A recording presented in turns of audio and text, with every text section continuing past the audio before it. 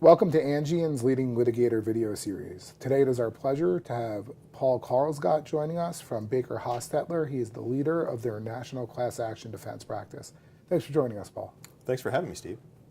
So, Paul, you and I have had the opportunity on several occasions to discuss settlements in general, and that's sort of where I was hoping our conversation would lead today. One of the things in particular that we've discussed is sort of the increased scrutiny that courts are giving settlements, especially around sort of claims-made settlements and non-cash settlements. But I really want to talk about claims-made settlements because you had said something to me prior about how they're really an excellent candidate for the type of litigation that you're known for, which is class action data breach defense. So I was hoping you could sort of share with our viewers your view on that and let us know what you think.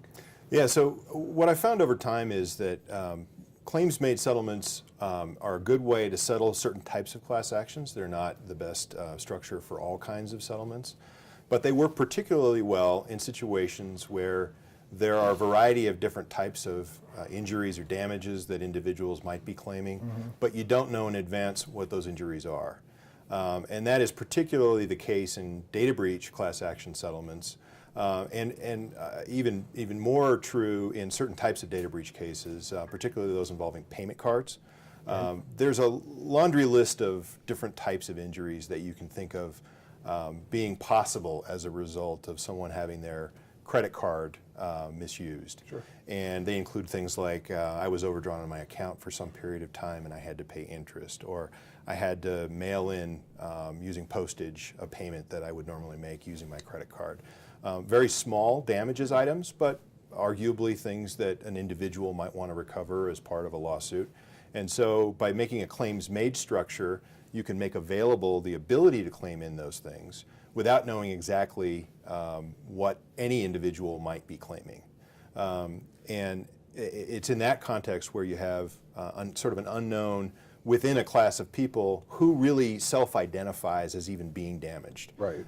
Where a claims-made settlement provides the best structure because you don't have to set aside a certain amount of funds and have a lot left over that you either have to pay to charity as a cypre distribution or pay pro rata to people that wouldn't even self-identify as having damages. No, that's helpful. To your mind, are there any categories of damages that do sort of extend in the data breach context across all class members, or is it all sort of the individualized inquiry that you just talked about? Do you believe they are universal, and should they be treated as such, or are we primarily in the claims-made sort of paradigm?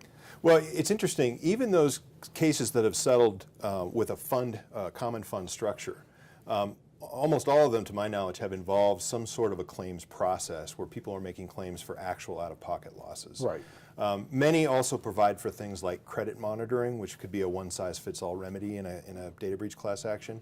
But going back to the example of payment cards, using credit monitoring as a remedy for a payment card breach is really a square peg in a round hole problem. Because if all that's affected in a data breach is your credit card number, the kinds of things that credit monitoring provide aren't going to protect you from a misuse of that credit card number. There's really one thing that fixes it, and it's often done right away after there's been a payment card breach, and that's replacing the card. Right. And so there are some kinds of remedies like that that could be provided on a class-wide basis, but in certain cases they don't make any sense. And with particular reference to payment card cases, providing credit monitoring may provide people with an irrational peace of mind. Right. It may be a real belief, but it's misguided because that kind of credit monitoring doesn't really help their problem. No, that's a valid point. I think that gets lost sometimes on the masses.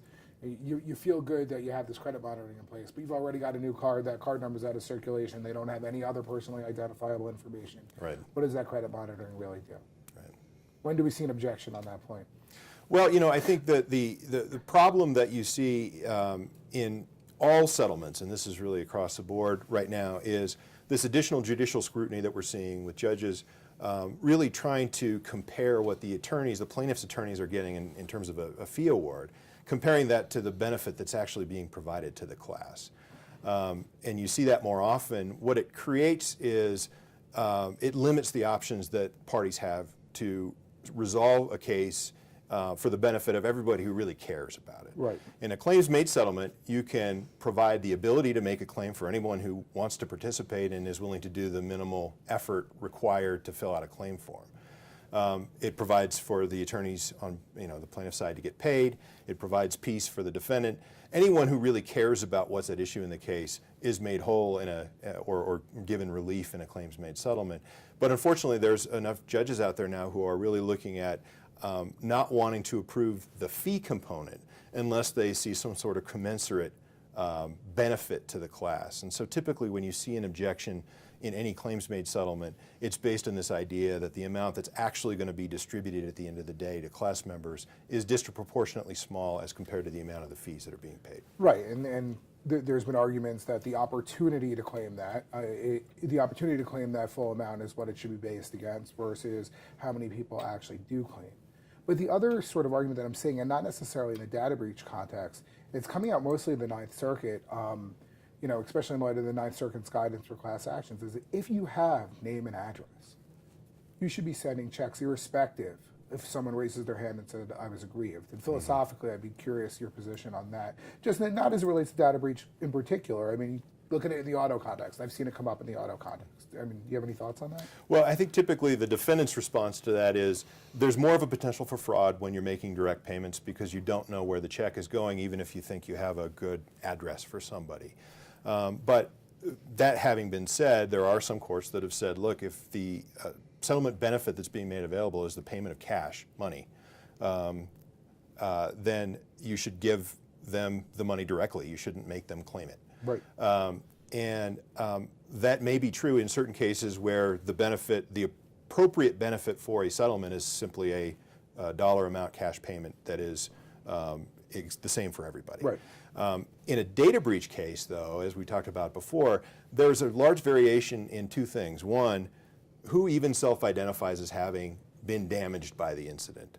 And two, if they do self-identify, what is that amount? And so in that context, it's very difficult unless you're just going to agree as a defendant, and you can, it's a settlement, agree to pay everybody the same, then you have to have some sort of a process where a claim can be made. Because, and it also addresses another problem that can come up, and that is sort of the AmChem versus Windsor problem, where if you are making, say, $100 available to everybody, but there are people in the class that may actually claim damages of $10,000, then the kind of settlement where you have to pay everybody the same amount isn't really fair. Right. And so courts may have sort of the opposite problem in that setting. And so there's always going to be a role in class action settlements generally for claims processes. There are certain cases where it may be appropriate to make direct payments, but in many cases there still is a need for people to individually have to make a claim. No, I agree, but I think there is a good deal of discretion across the spectrum as to when it's appropriate and when it isn't. Going back to the AmChem problem, isn't that the reason that Rule 23 provides for opt-outs, though, or at least isn't that an argument? What you see in practice is there are certain types of cases where the variation in the existence of injury and damages is there, but it's not so great that the court isn't willing to overlook it for the sake of allowing the parties to resolve the dispute. There are other cases, and asbestos or tobacco-related injuries are probably the best example. AmChem involved asbestos, where the courts have said no, the existence of and degree of injury is too great to allow the class action mechanism to be used as the way of resolving it. Right. So you talk about variation, and it brings to my mind two things. It brings to my mind, one, that we're seeing an increased sort of legislative fix to some data breach stuff. California has new laws on the counter, or on the books, I should say. And then at the same time, you have the Ninth Circuit Hyundai-Kia case. And to your mind, how do those intersect, and is it going to be a problem for data breach settlements in the future? It's interesting. A problem for data breach settlements and any kind of settlement right now is presented by the Hyundai decision. It remains to be seen how the courts are ultimately going to be applying it. On its face, Hyundai really just requires the district court to consider the potential of varying legal principles applying to different class members in different states. It doesn't necessarily say that you can't have a nationwide settlement. It requires a little more scrutiny over that. It's conceivable that that will reduce the ability of certain parties to have nationwide settlements and class actions, which then increases the amount of cost associated with litigating them, because now you, instead of having one single case, you have to have 20, 30, maybe 50 different cases. So that does present a potential issue. It remains to be seen whether, as a practical matter, it'll be more than simply requiring the parties to put a little bit more effort into explaining why the class settlement is fair, despite the possibility of different laws applying in different places. But you combine that with very specific state laws providing for specific remedies.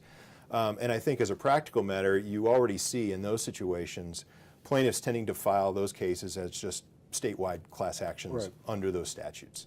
And so in particular, right now, we've seen a wave of litigation under the Illinois Biometric Information Privacy Act, or BIPA, as I call it. And then the California privacy law is brand new. It remains to be seen what kind of litigation it'll generate. It does have a safe harbor that requires notice be given to the defendant before a class action can be filed and an opportunity to cure. So, but there is a possibility that the emergence of those types of state laws without a kind of a single federal privacy law that supersedes everything will create much more state-specific litigation and less national litigation.